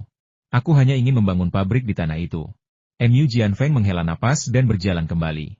Xia Feng berdiri di sana tanpa bergerak. Mu Jianfeng melangkah 2 langkah lalu berbalik dan berteriak, apa yang kau lakukan berdiri di sana? Bawa aku melihat sebidang tanah itu. Xia Feng langsung tersenyum. Baiklah, Tuan Mu, saya akan mengajak Anda melihat tanahnya segera. Mu Jianfeng tersenyum pahit dan menggelengkan kepalanya. Kamu adalah anak paling keras kepala yang pernah kutemui. Dengan datangnya bahan baku dari Shenzhou Industrial Group, Xia Feng harus melakukan sesuatu. Hanya dia yang mampu memproses komponen yang dibutuhkan Shenzhou Industrial Group, dan bahkan jika staf studio ingin membantu, mereka tidak bisa. Untungnya, Mu Jianfeng dan Jiang Xin yang menangani pembebasan lahan, jadi dia tidak perlu khawatir. Sementara itu, Lian Xiao juga bertanggung jawab atas perekrutan pekerja, yang juga tidak perlu dia khawatirkan. Kalau tidak, dia harus mempekerjakan 3 orang. Long Bing muncul sekali, lalu menghilang secara misterius. Xia Feng hanya meneleponnya sekali sebelumnya. Dan sejak itu tidak pernah meneleponnya lagi. Bukannya ia tidak ingin bertemu dengannya, melainkan karena Long Bing sedang menyelidikinya, dan tidak pantas bagi seseorang yang sedang diselidiki untuk menelepon orang yang sedang menyelidikinya dan mengatur makan malam. Dengan cara ini, setengah bulan berlalu dalam sekejap mata. Selama setengah bulan terakhir, Xia Feng bekerja lembur untuk memproses komponen presisi yang dibutuhkan Shenzhou Industrial Group.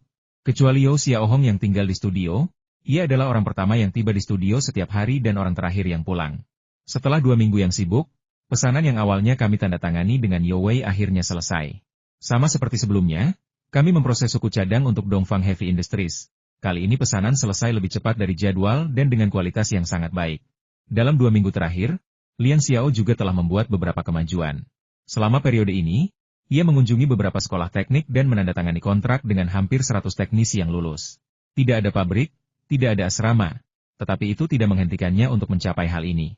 Solusinya sederhana, setiap teknisi kontrak menerima 500 yuan biaya hidup hingga Thunder Horse Manufacturing beroperasi. Dengan hanya 50.000 yuan sebulan, ia memecahkan masalah kekurangan tenaga kerja. Kecerdasannya terbukti. Untuk talenta yang lebih senior, Liang Xiao punya pendekatan tersendiri. Ia mencari lulusan baru yang ia kagumi di Institut Teknologi Haizu, memikat mereka dengan idealisme dan tawaran yang melampaui gaji agen perekrutan lainnya. Jika upaya itu gagal, ia akan menunjukkan salinan kontrak yang ditandatangani Xia Feng dengan Shenzhou Industrial Group dan membanggakan keunggulan Thunder Horse Manufacturing. Taktik ini sangat berhasil bagi para ahli teknologi, karena alasan sederhana Thunder Horse Manufacturing mampu memproduksi komponen presisi yang saat ini hanya diimpor dari Eropa dan Amerika Serikat. Bekerja di perusahaan baru seperti itu pasti akan menjadi karir yang menjanjikan. Setengah bulan kemudian, pemerintah kota Haizu juga meluncurkan pasar perdagangan tanah, menyatukan beberapa bidang tanah untuk ditawar dan dilelang. Xia Feng dan Liang Xiao tiba di aula lelang pagi-pagi sekali. Aula lelang sudah penuh sesak, kebanyakan pengembang properti dan CEO perusahaan yang membutuhkan lahan untuk ekspansi. Mereka mengenakan setelan jas dan ditemani sekretaris muda yang menarik, penuh energi dan semangat, masing-masing adalah pemenang dalam hidup. Kenapa Tuan MU belum datang? Liang Xiao melirik ke sekeliling aula dan tidak melihat MU Jian Feng, yang seharusnya ada di sana. Ia bertanya dengan cemas, apakah dia tidak akan datang? Namun, Xia Feng tampak tidak khawatir sama sekali. Mungkin ada kemacetan lalu lintas. Jangan khawatir, dia sudah kembali. Kita sudah membuat janji saat aku mengantarkan barang kepadanya kemarin. Liang Xiao tersenyum getir dan berkata, masalah ini terlalu penting bagi kita. Aku selalu khawatir dan memikirkan hal terburuk. Xia Feng tersenyum dan berkata, tidak ada yang perlu dikhawatirkan. Dengan status dan koneksi MU Lau, dia hanya mengikuti arus saja di sini. Saat itu, sekelompok orang memasuki aula. Huang Yihu dan Liulan memimpin jalan, diikuti oleh beberapa bos dan 4 pengawal. Para pengawal itu adalah pengawal Huang Yihu, dan Xia Feng langsung mengenali mereka. Ia pernah melihat 4 pengawal bersenjata di villa desa nelayan sebelumnya. Tatapan Xia Feng beralih ke pinggang ke-4 pengawal itu. Jika pengawal Huang Yihu datang membawa senjata, itu akan memberinya kesempatan untuk membalas dendam. Dalam situasi ini, jika mereka datang membawa senjata, ia hanya perlu memanggil polisi untuk membuat Huang Yihu membayar. Sayangnya, ia melirik ke-4 pengawal itu, tetapi tidak melihat senjata apapun pada mereka. Sekalipun orang seperti Huang Yihu sombong, ia tidak akan berani bersikap sombong di depan pemerintah. Huang Yihu dan Liulan juga melihat Xia Feng dan berjalan mendekat. Tuan Xia, apakah Anda di sini untuk menonton keseruannya?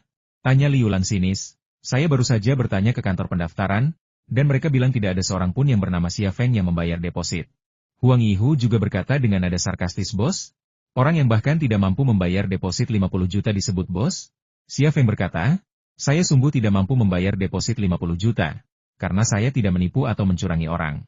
Jika saya mencuri atau merampok seperti Anda, saya mungkin bisa mendapatkan deposit 50 juta dan kemudian menampilkan diri sebagai penawar yang layak. Keempat pengawal Huang Yihu bergegas maju. Huang Yihu melotot ke arah mereka, dan keempat pengawal itu mundur lagi. Huang Yihu menatap Xia Feng dan berkata, Nak, aku masih menunggumu berlutut dan bersujud kepadaku. Jangan pergi setelah pelelangan selesai. Aku akan memberitahumu di mana harus berlutut dan bersujud. Xia Feng berkata, aku baru saja ingin mengingatkanmu, jangan terburu-buru pergi setelah pelelangan. Aku akan membawamu ke makam temanku, berlutut, dan bersujud padanya. HMPH. Huang Yihu mendengus dingin dan pergi bersama anak buahnya. Liang Xiao berkata dengan marah, orang ini, aku benar-benar ingin menghajarnya. Dan wanita di sebelahnya, aku belum pernah melihat wanita semurah dia. Xia Feng berkata, tidak perlu marah pada orang seperti itu. Ayo kita cari tempat duduk. Xia Feng dan Liang Xiao memilih tempat duduk di pojok, menunggu pelelangan dimulai. Sambil menunggu, Liang Xiao mengeluarkan laptop dari tasnya dan mulai bekerja. Xia Feng juga mengeluarkan buku catatan kecil dan mulai menulis dengan pena. Ia menulis dengan tekun, menyelesaikan satu artikel lalu beralih ke artikel berikutnya. Ia tidak memiliki topik tertentu dalam pikirannya. Ia menulis apapun yang terlintas dalam pikirannya. Di aula lelang, suasana dipenuhi obrolan antar pemimpin. Xia Feng dan Liang Xiao adalah pengecualian.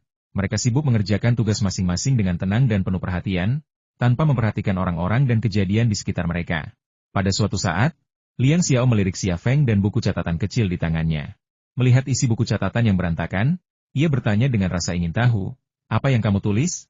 Xia Feng tersenyum dan berkata, "Saya tidak menulis apapun, saya hanya berlatih kaligrafi." Latihan kaligrafi? Liang Xiao melihat tulisan Cina yang miring di buku catatan dan semakin penasaran. "Aku sudah lihat tulisan tanganmu. Sangat indah, tapi tulisan tanganmu sekarang jelek sekali, seperti anak SD. Apa kau mau tulisan tanganmu makin jelek? Bagaimana kau bisa berlatih kaligrafi seperti ini?" Xia Feng mendekatkan wajahnya ke telinganya dan berbisik, "Ini bukan tulisan tanganku. Ini tulisan tangan orang lain." Liang Xiao tertegun sejenak, dan tiba-tiba teringat sesuatu. "Apakah kamu meniru tulisan tangan Huang Yihu?" Xia Feng mengangguk.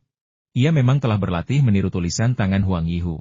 Setelah setengah bulan berlatih meniru, ia tidak hanya dapat meniru tanda tangan Huang Yihu pada perjanjian perjudian dengan sempurna, tetapi juga menulis isi lainnya dengan tulisan tangan Huang Yihu. "Kau meniru tulisan tangannya? Apa yang ingin kau lakukan?" Liang Xiao menatap Xia Feng dengan cemas. "Tidak apa-apa, jangan khawatir." Xia Feng tidak ingin dia terlibat. Liang Xiao berkata, "Aku tahu kamu ingin membalaskan dendam temanmu. Tetapi kamu harus berhati-hati dan sebaiknya tidak melakukan sesuatu yang ilegal." Xia Feng berkata, "Jangan khawatir, aku tahu batasku." Liang Xiao tidak lagi mempertanyakan mengapa Xia Feng menyalin catatan Huang Yihu. Ia mengarahkan laptop di pangkuannya ke arah Xia Feng dan berkata, "Coba lihat. Ini adalah rencana pengaturan personel yang saya susun berdasarkan karyawan yang baru saja saya rekrut. Setelah pabrik dibangun, kita akan membutuhkan beberapa manajer tingkat menengah dan departemen penelitian dan pengembangan produk. Saya telah membuat pengaturan berdasarkan keahlian beberapa orang. Jika menurutmu memungkinkan, saya akan melaksanakannya." Xia Feng hanya meliriknya dengan acuh tak acuh dan berkata sambil tersenyum, "Sudah kubilang, kaulah yang bertanggung jawab atas masalah ini. Apakah kamu tidak takut aku berbohong padamu?" Liang Xiao menatap Xia Feng sambil tersenyum. Xia Feng berkata, "Kita ini keluarga. Kau tak akan berbohong padaku. Tapi kalaupun kau berbohong, aku tak peduli." Entah kenapa, wajah Liang Xiao memerah. "Kita adalah keluarga." Kalimat ini memiliki arti berbeda-beda, tergantung sudut pandangnya. Saat keduanya berbisik-bisik, pejabat pemerintah yang memimpin lelang tanah melangkah ke podium. Ia menguji mikrofon dan mengumumkan, "Semuanya, harap tenang. Lelang tanah milik negara akan segera dimulai. Harap kenakan lencana Anda dan jaga ketertiban." Seluruh aula lelang tiba-tiba menjadi sunyi. Liang Xiao tanpa sadar melihat ke arah pintu aula, tetapi tetap tidak melihat Mu Jianfeng. Xia Feng juga bingung. Ia berpikir, "Kita sudah sepakat kemarin, apa dia mengabaikanku? Mustahil. Tuan Mu itu tipe orang yang selalu menepati janji. Mana mungkin dia mengingkari janjinya?" Tidak peduli apa yang dipikirkan Xia Feng dan Liang Xiao, pintu masuk aula lelang masih kosong, tidak ada tanda-tanda keberadaan Mu Jianfeng dan rombongannya. Lelang tanah segera dimulai. Pihak sponsor menggunakan selide untuk menunjukkan kepada para peserta lelang kondisi tanah yang akan dilelang. Kemudian, para petinggi dari berbagai lapisan masyarakat mengangkat tangan dan menawar untuk memperebutkan tanah yang mereka minati. Sepetak tanah demi sepetak dilelang. Dan sejam kemudian tuan rumah telah melelang tanah nomor 1 hingga tanah nomor 12. Xia Feng dan Liang Xiao tidak tahu berapa kali mereka telah melihat pintu masuk aula, tetapi Mu Jianfeng tidak pernah muncul. Huang Yihu, yang duduk di barisan depan, melirik Xia Feng dan Liang Xiao. Tatapannya penuh ejekan dan penghinaan. Ia seolah berkata kepada Xia Feng, "Kalian celaka." Liang Xiao berkata dengan nada sedih, "Sepertinya Tuan Mu tidak akan datang. Kita telah ditipu olehnya." Jika Liang Xiao mengatakan ini setengah jam yang lalu, Xia Feng akan menasihatinya untuk tidak khawatir, tetapi sekarang dia sendiri tidak bisa merasa tenang. Kafling nomor 12 dengan cepat diakuisisi oleh seorang kaya raya seharga 120 juta yuan. Pembawa acara kemudian menampilkan selide kafling nomor 13 dan mengumumkan, "Sekarang, mari kita mulai lelang kafling nomor 13. Kafling tanah ini terletak di sebelah timur Jalan Lingkar Ketiga, seluas 21 mu, dan dikelilingi oleh sekolah dan rumah sakit. Lokasinya sangat strategis. Harga yang ditawarkan adalah 80 juta yuan. Penawaran sudah dibuka. Kompetisi untuk memasang plakat telah dimulai. Huang Yihu adalah orang pertama yang mengangkat plakatnya, 81 juta. Huang Yihu adalah satu-satunya yang memegang tanda di antara penonton, dan tidak ada seorang pun yang bersaing dengannya. Huang Yihu adalah Hilaoki. Siapa yang berani merebut tanah yang diinginkan Hilaoki? Ada yang menawar lagi? Kalau tidak, tuan ini akan memenangkan lelang tanah ini dengan harga 81 juta. Tuan rumah mendesak penawar lain untuk menaikkan tawaran mereka, tetapi tidak ada yang terjadi. Semenit kemudian, ia berkata tanpa daya, 81 juta sekali, 81 juta dua kali. Tunggu, Suara seorang lelaki tua tiba-tiba terdengar dari pintu. Suara ini menarik perhatian semua orang. Di bawah tatapan semua orang, Mu Jianfeng berjalan masuk dari pintu aula ditemani Jiang Xin. Siapa orang tua itu? Bisik seseorang. Beraninya dia menghentikan Presiden Huang mengangkat plakatnya? Dia benar-benar mencari kematiannya sendiri. Saya belum pernah melihat orang tua ini sebelumnya. Siapa dia? Tanya seseorang. Sekarang kita akan menonton pertunjukan yang bagus. Huang Yihu telah menyebarkan berita bahwa siapapun yang bersaing dengannya untuk memperebutkan kafling nomor 13 akan mendapat masalah. Sekarang jelas bahwa orang tua ini akan mengincar kafling nomor 13. Aku ingin melihat bagaimana Huang Yihu akan berakhir. Bisik seseorang. Oh, mungkin itu pengusaha asing yang tidak mengerti situasi. Dia berani merebut tanah Huang Yihu. Dia dalam masalah. Seseorang mendesah. Aula itu dipenuhi dengan suara diskusi yang riuh, dan suasana hening sebelumnya lenyap dalam sekejap. Mu Jianfeng mengabaikan obrolan di sekitarnya. Tatapannya cepat menyapu area tempat duduk, dan segera melihat Xia Feng dan Liang Xiao duduk di sudut. Ia mengangguk kepada mereka dan melangkah menuju meja lelang. Sebelum Mu Jianfeng dan Jiang Xin mendekat, pembawa acara bertanya dengan ragu, "Tuan tua, apakah Anda di sini untuk menawar lot 13? Jika ya, silakan duduk dan menawar sesuai aturan." Mu Jianfeng berkata, "Aku benar-benar datang ke sini untuk sebidang tanah ini, jadi kamu harus duduk. Aku hanya akan bicara sebentar, lalu pergi." Gaya yang luar biasa. Hanya dengan kata-kata ini, aula yang ramai tiba-tiba menjadi sunyi. Mata semua orang kembali tertuju pada Mu Jianfeng. Pada saat ini, Huang Yihu akhirnya kehilangan kesabaran. Ia berdiri dari kursinya, berjalan keluar gang, dan menghalangi jalan Mu Jianfeng dan Jiang Xin. "Siapa kamu?" Nada bicara Huang Yihu agresif dan penuh ancaman. Mu Jianfeng sedikit mengernyit. "Siapa kamu?" Li Yulan juga berdiri dan berteriak, "Tuan rumah, ada apa denganmu? Bukankah kamu sudah mau memukul? Kenapa kamu berhenti?" Huang Yihu, menggunakan taktik untuk menekan penawar lain, menawarkan harga 81 juta yuan untuk sebidang tanah yang secara luas dianggap bernilai ratusan juta yuan, atau bahkan lebih. Hal ini pada dasarnya merupakan perampasan aset pemerintah secara ilegal. Tuan rumah menyadari betul alasannya, tetapi ia tampak terlalu marah untuk berbicara. Seorang pria tua muncul dan menghentikan lelang, tetapi ia tentu saja dengan senang hati menundanya. Tuan rumah berkata, "Sepertinya orang tua ini juga ingin menawar sebidang tanah ini. Saya tidak punya alasan untuk tidak mengizinkannya berpartisipasi." Li Yulan mulai cemas. Dia mau menawar sebidang tanah ini juga? Sudah bayar depositnya? Apa dia memenuhi syarat untuk menawar? Tunjukkan pada kami. Minggir. Mu Jianfeng marah. Huang Yihu sama sekali tidak berniat mundur. Kau tidak dengar? Keluarkan saja apa yang seharusnya kau keluarkan. Kalau kau tidak memenuhi syarat untuk menawar, kau di sini untuk membuat masalah, jadi silakan keluar. Ia menunjuk ke arah pintu masuk aula. Xia Feng berjalan cepat. "Tuan Mu. Apakah ada anjing yang menghalangi jalan?" Mu Jianfeng berkata, "Memang ada anjing yang menghalangi jalan, tapi ia seperti belalang sembah yang mencoba menghentikan kereta perang. Jika ia bisa menghentikanku seperti ini, maka hidupku akan sia-sia." Huang Yihu mengabaikan kata-kata Mu Jianfeng. Ia menatap Xia Feng dengan ekspresi galak dan berkata, "Kaulah, bocah itu, yang membuat masalah. Kau melebih-lebihkan kemampuanmu sendiri. Minggir," kata Xia Feng. Huang Yihu tidak bergerak, dengan sedikit ekspresi jijik di bibirnya. Xia Feng tiba-tiba mencengkeram kerah Huang Yihu dan mendorongnya ke kursi. Huang Yihu langsung terdorong ke kursi, jatuh mengenaskan. Keempat pengawal Huang Yihu bergegas maju. Para petugas keamanan dan polisi yang bertugas di tempat kejadian perkara pun bergegas datang, dan seluruh aula menjadi kacau. "Diam, diam. Apa yang kalian perdebatkan?" Suara seorang pria tiba-tiba terdengar dari meja lelang. Suaranya agung dan penuh amarah. Suasana kacau menjadi tenang sementara. "Bukankah itu wali kota Huhouhu? Dia juga ada di sini." Seseorang mengenali pria parubaya yang baru saja berjalan ke panggung lelang. Xia Feng melirik pria parubaya bercukur bersih yang berdiri di meja lelang dan berpikir, jadi dia wali kota? Penampilannya seperti guru, tapi bicaranya penuh wibawa.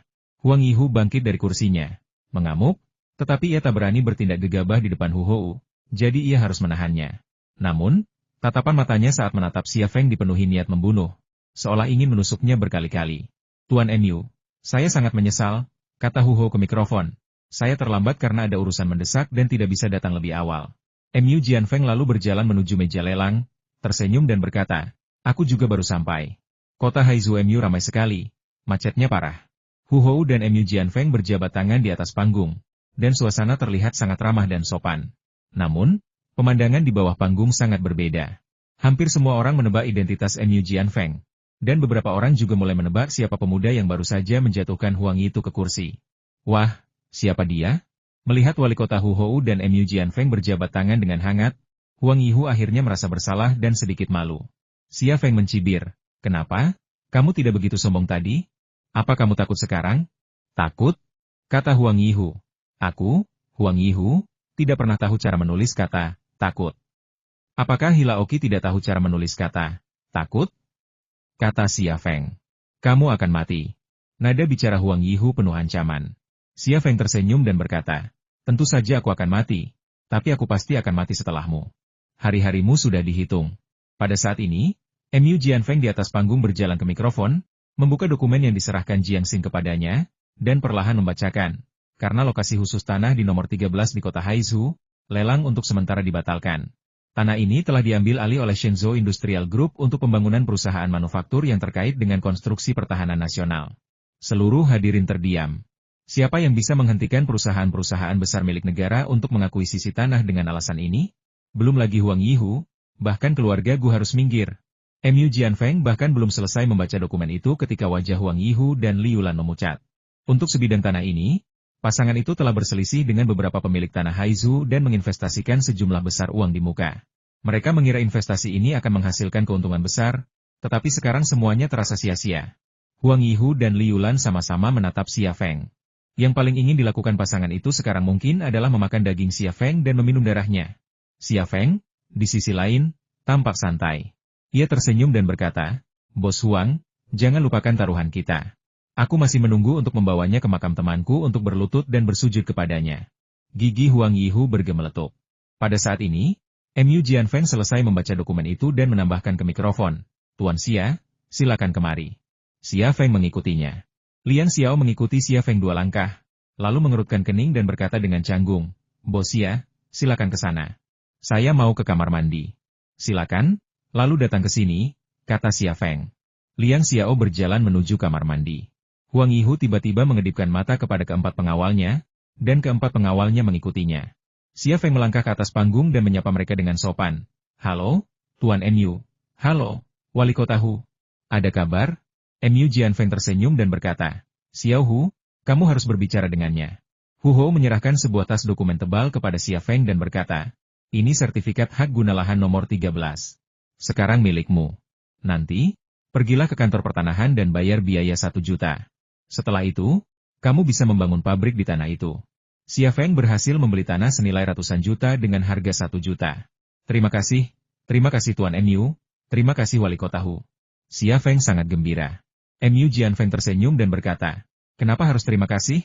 Kamu hanya punya hak untuk menggunakan tanah itu, bukan untuk menjual atau mengalihkannya. Kalau kamu mau menjualnya dan meraup untung besar, aku tidak akan membiarkanmu pergi. Xia Feng tertawa dan berkata, itu tidak akan terjadi. Sama sekali tidak. Hu Hou menatap Xia Feng dan berkata dengan ramah, Tuan Xia, saya mendengar dari tetua Mu tentang Anda. Anda benar-benar talenta muda yang hebat.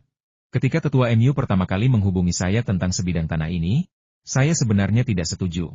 Namun, ketika saya mendengar seorang pemuda setempat ingin menggunakannya untuk membangun perusahaan manufaktur, khususnya untuk memproses komponen presisi yang saat ini hanya diimpor dari Eropa dan Amerika Serikat, saya langsung setuju.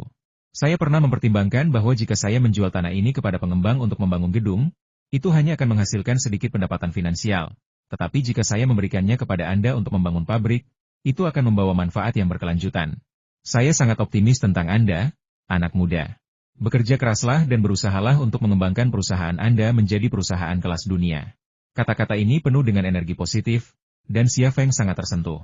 Jika ada lebih banyak pemimpin seperti Hu Hou dan Mu Jianfeng, impian Tiongkok akan pembangunan pesat akan menjadi lebih dari sekadar mimpi. Nak, lanjutkan saja apa yang harus kau lakukan, kata Mu Jianfeng. Baiklah, selamat tinggal, Tuan Mu, selamat tinggal, Wali Kota Hu, kata Xia Feng sopan. Hu Hou berkata, ngomong-ngomong, Tuan Xia, jika Anda mengalami kesulitan, ingatlah untuk datang kepadaku. Xia Feng mengangguk. Ya, terima kasih, Wali Kota Hu. Xia Feng berjalan turun dari meja lelang. Hu Hou tersenyum dan berkata, anak ini cukup baik. Dia rendah hati dan sopan. Mu Jianfeng cemberut, itu karena kau belum melihat sisi keras kepalanya. Bagiku, dia cuma anak sapi yang tidak tahu apa-apa. Tapi yang kurang di negara kita adalah anak sapi seperti dia. Haha. Lelang tanah berlanjut, tetapi Huang Yihu dan Liulan sudah tidak ingin tinggal lama. Mereka meninggalkan tempat duduk dan berjalan menyusuri koridor menuju pintu masuk. Xia Feng berjalan cepat dan berkata, Huang Yihu, berhenti. Huang Yihu berbalik dan menatap Xia Feng, lalu berkata dengan kejam, Nak, sebaiknya kau jangan macam-macam denganku sekarang. Xia Feng berkata, apa kau lupa taruhan kita? Kau tidak mendapatkan plot nomor 13. Sesuai taruhan kita, kau harus ikut denganku ke makam temanku, berlutut, dan bersujud. Taruhan? Huang Yihu mencibir, kita memang sudah tanda tangani taruhan, tapi aku tanda tanganinya cuma bercanda. Kalau kamu nggak setuju, kamu bisa tuntut aku di pengadilan. Li Yulan menyela, kusarankan kau untuk lebih bijaksana dan jangan melebih-lebihkan kemampuanmu. Oh, ngomong-ngomong, kau harus pergi memeriksa pacarmu. Dia sudah lama di kamar mandi. Apa dia mengalami kecelakaan? Huang Yihu mencibir berulang kali. Xia Feng tiba-tiba merasakan firasat buruk di hatinya. Ia mencengkeram kerah Huang Yihu dan berkata, jika kau berani menyentuhnya, aku akan membunuhmu. Lepaskan, atau aku akan memanggil polisi. Huang Yihu memelototi Xia Feng. Xia Feng melepaskan Huang Yihu dan berlari cepat ke kamar mandi. Huang Yihu dan Li Yulan saling memandang dan mengikuti. Setelah berjalan melalui koridor dan berbelok di suatu sudut, Xia Feng tertegun oleh pemandangan yang tiba-tiba muncul di hadapannya. Keempat pengawal Huang Yihu tergeletak di tanah, wajah mereka memar dan bengkak. Liang Xiao sedang mencuci tangan di wastafel. Tampak tenang, seolah-olah serpihan yang jatuh hanyalah beberapa pohon bonsai. Kau di sini. Liang Xiao melihat Xia Feng dan menyapanya sambil tersenyum. Xia Feng akhirnya sadar kembali. Apakah kamu baik-baik saja? Liang Xiao melirik keempat pengawal yang tergeletak di tanah dan berkata dengan nada meremehkan. Hanya mereka? Mereka tidak memenuhi syarat. Kalau ini bukan instansi pemerintah, aku sudah mematahkan gigi mereka. Xia Feng, pada saat ini, Huang Yihu dan Li Yulan keluar dari sudut dan melihat keempat pengawal tergeletak di tanah. Wajah mereka memucat. Pasangan itu memandang Liang Xiao yang berperilaku baik dan cantik, tetapi mata mereka seperti sedang menatap ular yang cantik, monster seperti Godzilla, dan sebagainya. Liang Xiao berjalan mendekat, menunjuk hidung Huang Yihu, dan berkata, nama keluargaku Liang Xiao, ingat itu. Ayahku adalah Liang Zhenchun, penerus Wing Chun generasi ke-10. Orang lain mungkin takut padamu, tapi aku sama sekali tidak takut padamu. Apa kau pikir kau punya banyak pengikut? Satu panggilan telepon dari ayahku saja, seluruh jalan akan dipenuhi murid-muridnya. Beraninya kau membuat medan perang? Aku akan menghancurkanmu dalam hitungan menit. Huang Yihu tidak mengatakan apa-apa, tetapi dia berkeringat dingin. Dalam keluarga Liang, seorang lelaki tua dan dua orang muda makan dengan pakaian resmi mereka. Di atas meja terdapat sepiring iga babi asam manis, sepiring daging babi yang dimasak 2 kali, sepiring terong rasa ikan, dan sepiring irisan selada tumis. Xia Feng telah memasak semua hidangan ini, sebuah perayaan atas perolehan tanahnya. Sederhana namun berbobot. Tuan, makanlah iga babi. Xia Feng mengambil sepotong iga babi asam manis dan memasukkannya ke dalam mangkuk Liang Zhenchun. Liang Zhenchun tersenyum gembira. Makan, makan, kamu juga makan, tidak perlu mengambilkan makanan untukku. Ayah, makan saja apapun yang dipilih Feng Zi untukmu. Liang Xiao berkata sambil tersenyum. Feng Zi sudah memberitahuku lebih dari sekali bahwa dia adalah ayahnya. Dia boleh saja mengatakan ini, tapi kau tidak boleh mengatakannya sembarangan. Liang Zhenchun tersenyum tipis dan misterius, seolah ada makna lain dalam kata-katanya. Pipi Liang Xiao sedikit memerah dan dia menundukkan kepalanya sambil makan. Xia Feng juga sedikit malu dan menundukkan kepalanya untuk makan. Liang Zhenchun tidak berniat melepaskan Liang Xiao. Ia memukul kepala Liang Xiao dengan ujung sumpitnya dan memarahinya. Lihat, Feng Zi, pria dewasa, bisa memasak hidangan lezat seperti itu. Tapi kau, seorang gadis, hanya bisa makan mie instan. Apa kau tidak malu? Belajarlah dari Feng Zi. Kalau sudah menikah, kau tidak bisa memberi suami dan anakmu mie instan setiap hari, kan? Ayah. Wajah Liang Xiao menjadi semakin merah. Baiklah, baiklah, aku akan berhenti membicarakanmu dan makan. Liang Zhenchun terdiam, tetapi ekspresi kegembiraannya tak terelakkan. Xia Feng berhasil mendapatkan tanah senilai ratusan juta hanya dengan 1 juta.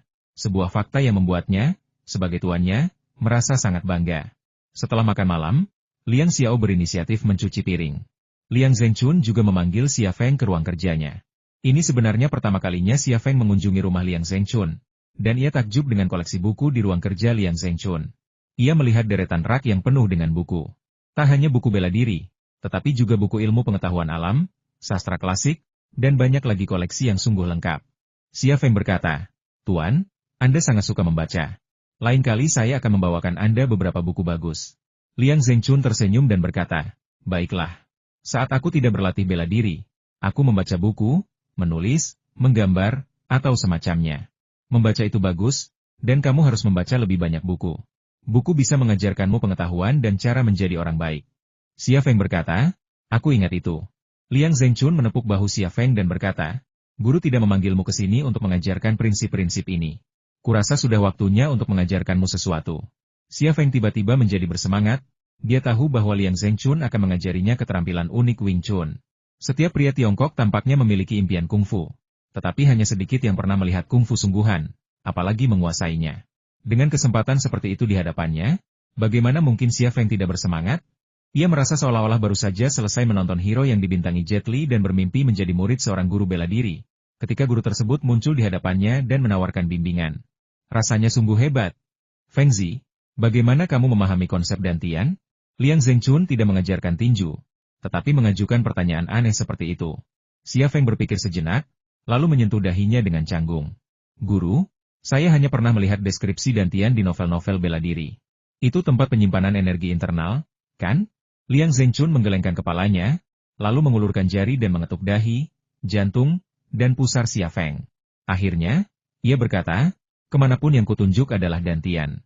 Yang paling atas adalah dantian atas, yang di tengah adalah dantian tengah, dan yang paling bawah adalah dantian bawah. Kebanyakan novel seni bela diri yang kau baca merujuk pada dantian bawah di belakang pusar. Xia Feng mengangguk. Ini tidak sulit untuk dipahami. Liang Zhengchun melanjutkan, dantian bukanlah konsep fiktif, melainkan organ nyata. Huang Ting Wai Jingjing menyatakan, energi vital napas berkumpul di dantian. Dantian adalah gerbang yin yang 3 inci di bawah pusar.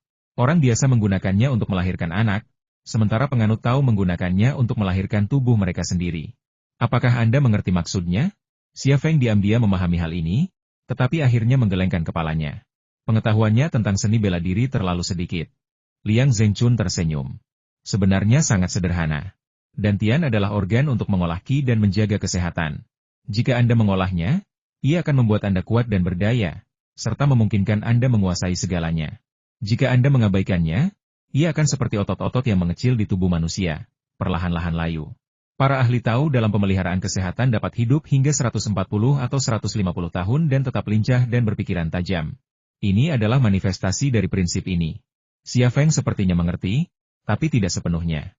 Ia tanpa mengerti sesuatu, tetapi ketika diminta untuk mengungkapkannya, ia tidak bisa mengucapkan sepatah kata pun.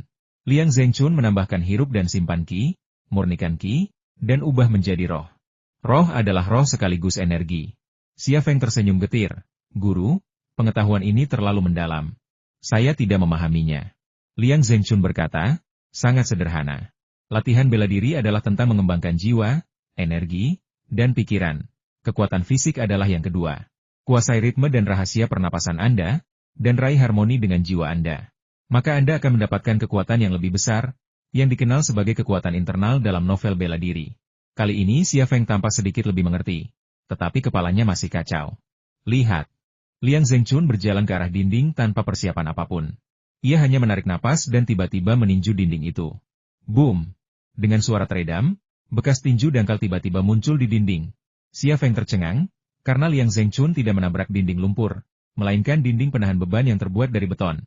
Awalnya, Xia Feng menggunakan kemampuan perspektifnya untuk melihat sekilas rahasia Liang Zhengchun dalam mengerahkan kekuatan, dan ia mengira telah mempelajari keterampilan unik Wing Chun.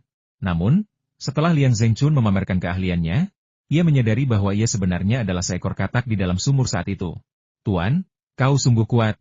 Setelah tertegun sejenak, Xia Feng tersadar kembali, matanya penuh kekaguman. Liang Zhengchun berkata selama kamu bersedia bekerja keras, kamu bisa menjadi sekuat ini. Bagaimana aku harus berlatih? Xia Feng ingin sekali mencoba.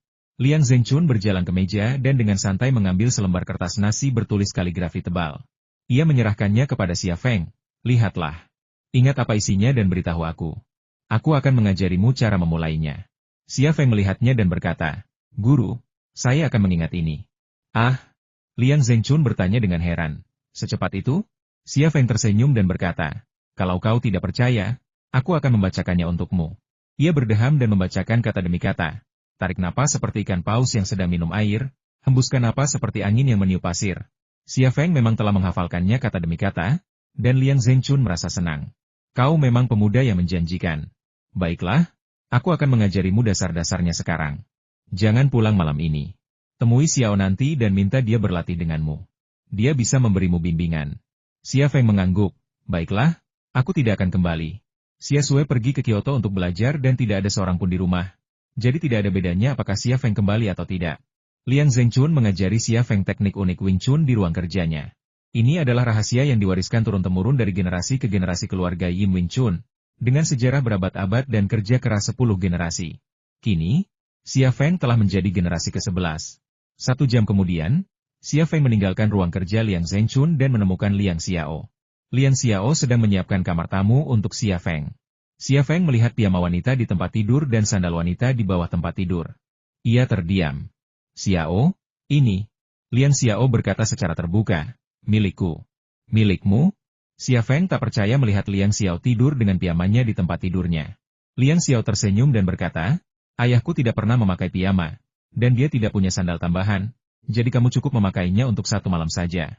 Kalau aku tidak memberitahumu dan kamu tidak memberitahu siapapun, tidak akan ada yang tahu. Xia Feng tersenyum kecut dan mengangguk. Wanita seperti dia tidak akan keberatan, tetapi bersikap malu-malu bagi pria seperti dia akan terasa tidak pantas. Paling buruk, dia tidak bisa memakai piyama. Memakai sandal saja tidak masalah. Ayahku sangat tegas, kan? Kata Liang Xiao. Xia Feng berkata, tidak, guru sangat baik dan perhatian. Liang Xiao langsung mengerutkan kening, dia pilih kasih. Dulu waktu dia ngajarin aku, dia sering banget ngalahin aku. Dia lebih ganas dari harimau. Xia Feng tersenyum dan berkata, itu karena guru mencintaimu. Ngomong-ngomong, guru memintaku untuk meminta nasihatmu. Apakah kamu ada waktu luang? Baiklah, aku akan berlatih denganmu. Kalau ada yang tidak kau mengerti, tanyakan saja padaku. Liang Xiao langsung setuju. Mereka berdua mulai berlatih di kamar tamu. Xia Feng Zha-Ma menarik napas, mengepalkan tinjunya, mengembuskan napas, dan meninju dengan ritme yang sama. Melalui ritme napasnya, ia merasakan tinjunya lebih kuat dari sebelumnya, baik dari segi kekuatan maupun kekerasan. Liang Xiao memberikan instruksi dari samping dan mengoreksi segala kesalahan. Ada yang salah di sini. Kau mengembuskan napas terlalu cepat. Liang Xiao berdiri di samping Xia Feng, memegang lengan bawahnya dengan satu tangan dan menekan pusarnya dengan tangan lainnya. Lakukan lagi. Tangannya lembut dan hangat, dan bagian yang ditekannya dekat dengan area sensitif, yang membuat saraf Xia Feng langsung tegang.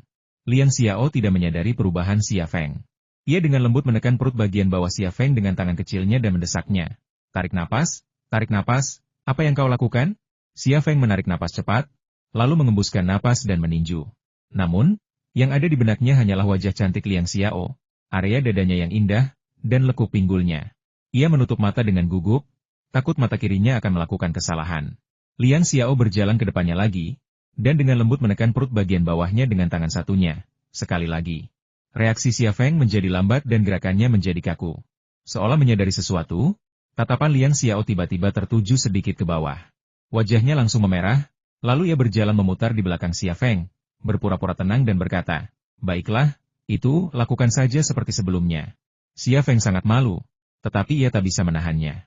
Siapa yang mengizinkannya menyentuh perut bagian bawahnya? Seorang pria dan wanita lajang yang belajar bela diri di ruangan yang sama pasti akan menimbulkan momen-momen canggung. Namun, Liang Xiao sangat sabar, mengatasi kecanggungan itu sesekali, dan dengan hati-hati membimbing Xia Feng. Pelatihan ini berlangsung hingga sangat terlambat. Baiklah, kita cukupkan sampai di sini saja hari ini dan berlatih lagi besok.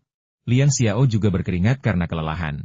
Kaos tipisnya menempel di kulitnya, membuat dadanya tampak lebih megah dan lekuk kakinya tampak lebih ramping dan halus. Selamat malam. Xia Feng tidak berani melihat tubuhnya. Setelah Liang Xiao pergi, Xia Feng meraih piyama yang ditinggalkan Liang Xiao di tempat tidurnya dan disambut oleh aroma samar. Itu adalah aroma tubuh Liang Xiao, aroma yang sama yang baru saja ia cium darinya. Lain kali aku tidak bisa berlatih seperti ini dengannya. Dia mungkin baik-baik saja, tapi aku merasa tidak nyaman. Xia Feng melirik celananya dengan sedikit depresi. Keesokan paginya, setelah sarapan, Xia Feng dan Liang Xiao pergi ke lokasi 13. Di dalam mobil, Liang Xiao menelepon orang-orang yang telah direkrutnya dari Institut Politeknik. Xia Feng berkata, Xiao, pabrik kita bahkan belum dibangun. Kenapa kamu memanggil mereka ke sini? Liang Xiao berkata, mereka karyawanmu, jadi tentu saja kau harus bertemu dengan mereka. Lagi pula, membangun pabrik butuh cetak biru, kan? Kalau kita menyewa perusahaan desain, itu akan menghabiskan banyak uang, dan mereka toh tidak punya pekerjaan. Kalau kita biarkan mereka yang membuat cetak birunya, kita bisa menghemat uang. Xia Feng tersenyum dan berkata, mereka belajar sains dan teknik, bukan arsitektur. Bisakah mereka merancang pabrik? Lian Xiao berkata yang kompleks jelas tidak mungkin, tetapi persyaratan kami tidak tinggi. Mengingat sifat perusahaan kami, saya rasa selama ada bengkel, asrama, kantin, dan gedung perkantoran, itu sudah cukup. Ini gedung-gedung sederhana, dan saya rasa mereka bisa melakukannya. Xia Feng berpikir sejenak dan berkata, sebenarnya, aku sudah punya ide sejak lama. Kita sebaiknya tidak membangun struktur bata beton. Itu akan memakan waktu terlalu lama. Sebagai gantinya, kita bisa menggunakan material bangunan baru untuk membangun gedung kantor dan asrama, serta lembaran baja dan besi untuk bengkel. Dengan begitu, masa konstruksinya tidak akan lebih dari sebulan. Lian Xiao tersenyum dan berkata, jadi, kamu sudah punya rencana. Kamu dan aku punya ide yang sama. Kalau begitu, ayo kita kerjakan dan bangun pabriknya secepat mungkin. Keduanya mengobrol sebentar dan tanpa sadar tiba di lokasi nomor 13. Bahkan sebelum Xia Feng keluar dari mobil, ia melihat sekitar selusin anak muda, baik pria maupun wanita, berkumpul di ruang terbuka. Beberapa skuter listrik terparkir di samping mereka.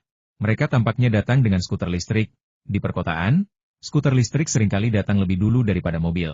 Apakah mereka orang-orang yang kamu rekrut dari Institut Politeknik? Tanya Xia Feng.